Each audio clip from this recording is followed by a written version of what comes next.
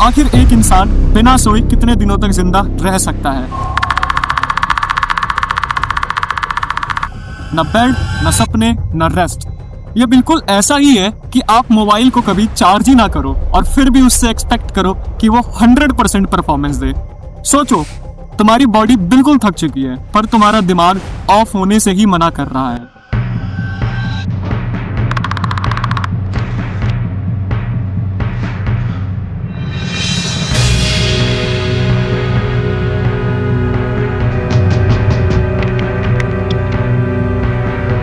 नमस्ते दोस्तों, तो ये बात है सन 1963 की, जब कैलिफोर्निया के सैन डियागो में रहने वाले रैंडी गार्डनर ने अपने दोस्तों के साथ मिलकर गिनीज वर्ल्ड रिकॉर्ड्स के one of the most dangerous record of voluntary sleep deprivation को तोड़ने का डिसीजन लिया।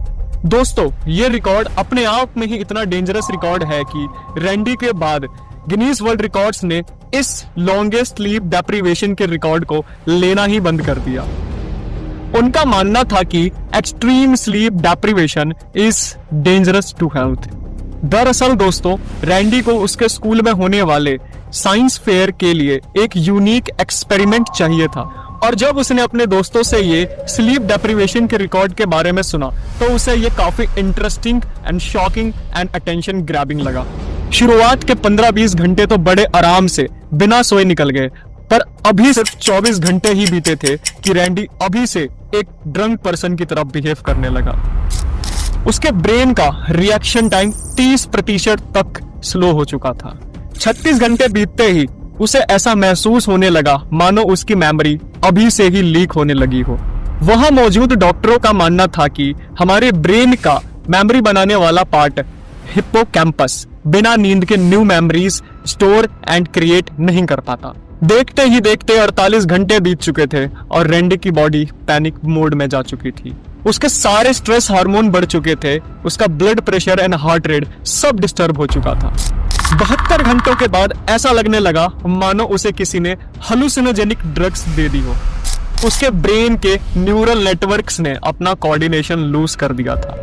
इस समय तक रैंडी गार्डनर को चीजें गलत दिखाई और सुनाई देने लगी थी।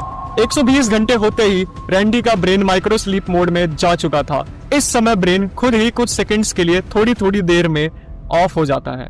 यही वो समय है जब एक्सीडेंट्स का रिस्क बहुत ज्यादा बढ़ चुका होता है। बीतते हुए समय के साथ 48 घंटे और निकल गए। इस समय तक रैंडी का पूरा इम्यून सिस्टम क्रैश हो चुका था, यानी नॉर्मल इन्वायरमेंट में भी इन्फेक्शन होने का रिस्क काफी हाई हो चुका था, क्योंकि स्लीप के टाइम ही हमारा इम्यून सिस्टम खुद को रिपेयर करता है।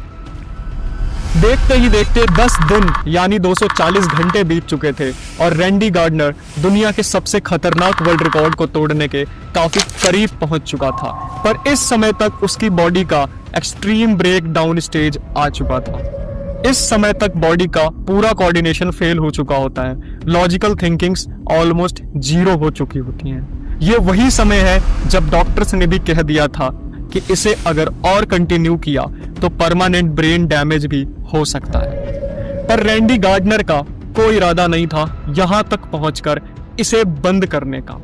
और फाइनली 264 घंटों तक लगातार जागते रहने के बाद रैंडी गार्डनर ने गिनीज वर्ल्ड रिकॉर्ड्स के the most dangerous world record को न सिर्फ तोड़ा बल्कि एक नया वर्ल्ड रिकॉर्ड भी सेट कर दिया। पर इस समय तक रैंडी गार्डनर की बॉडी काफी डैमेज हो चुकी थी।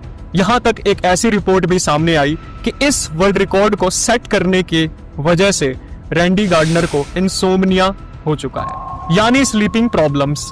इस केस के बाद गिनीज वर्ल्ड रिकॉर्ड्स ने स्लीप डेप्रिवेशन रिकॉर्ड्स लेने ही बंद कर दिए। तो दोस्तों, आज के लिए इतना ही। मिलते हैं किसी और नई वीडियो में एक नए टॉपिक के साथ। तब तक के लिए ओके बाय।